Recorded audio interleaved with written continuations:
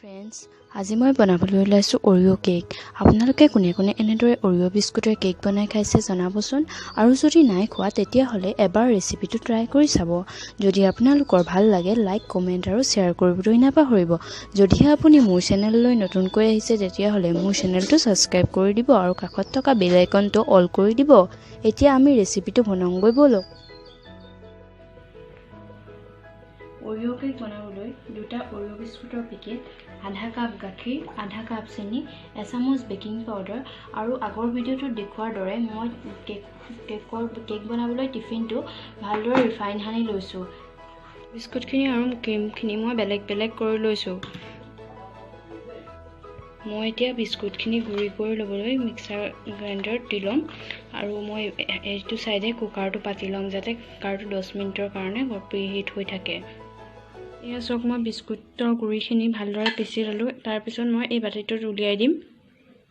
এতিয়া মই বিস্কুটৰ গুড়িখিনিত বেকিং পাউডাৰখিনি দি দিবলৈ ওলাইছোঁ আৰু মই তাৰ লগতে আধা কাপ চেনিও দি দিম আৰু ভালদৰে চামুচখনে মিহলাই ল'ম। অলপ অলপকৈ গাখীৰখিনি দি ভালদৰে ফেটি ল'ম এনেদৰে।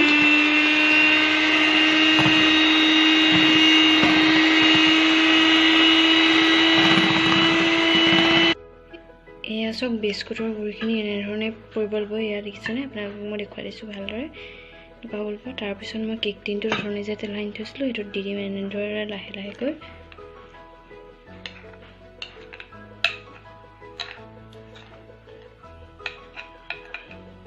মোৰ কেকখিনি ইমান ধুনীয়াকৈ সেইখিনি দি দিলোঁ বিস্কুটৰ গুড়িখিনি। মই এতিয়া ভালদৰে থাপ থাপকৈ মাৰি 10 মিনিটৰ কাৰণে প্ৰিহিট কৰি উঠোৱা কুকাৰটোত দি দিম। মই কুকাৰটোত টিফিনটো ভালদৰে সোমোৱাই দিছোঁ আৰু কুকাৰটো আকৌ বন্ধ কৰি দিছোঁ। 30 মিনিটৰ পিছত কেকটো ৰেডি হৈ যাব। ক্ৰীমখিনি বনাবলৈ অথনি উলিয়াই থোৱা বিস্কুটৰ পৰা ক্ৰীমখিনি দি দিছোঁ।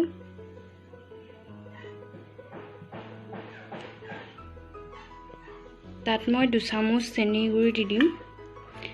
আপোনালোকৰ ওচৰত যদি চেনি গুড়ি কৰি থোৱা নাই তেতিয়াহ'লে চেনি গুড়ি কৰি ল'ব মিক্সিত দি। মোৰ ওচৰত আছে কাৰণে মই সেয়াকৈ দিলোঁ আৰু মই গাখীৰ 2 চামুচ দি দিম।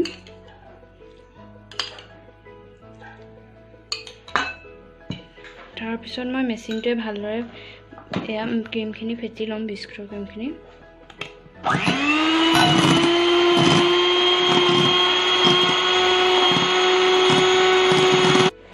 এয়া চাওক, মই ক্ৰীমখিনি ভালদৰে ফেটি ল'লোঁ। এতিয়া মই এই সৰু বাতিটোত থৈ দিম অকণমান দেৰি ফ্ৰিজত।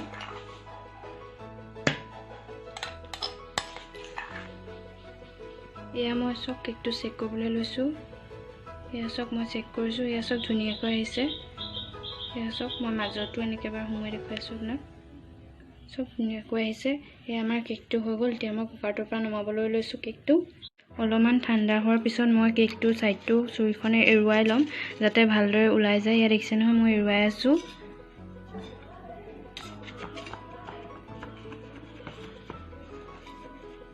এয়া চাওক, মই কেকটো ধুনীয়াকৈ উলিয়ালোঁ, ধুনীয়া হৈছে। মই আপোনালোকক ডেক'ৰেট কৰি দেখুৱাই আছোঁ। এয়া চাওক, আমাৰ কেকটো হৈ গ'ল। মই আপোনালোকক এপিচ কাটি দেখুৱাইছোঁ।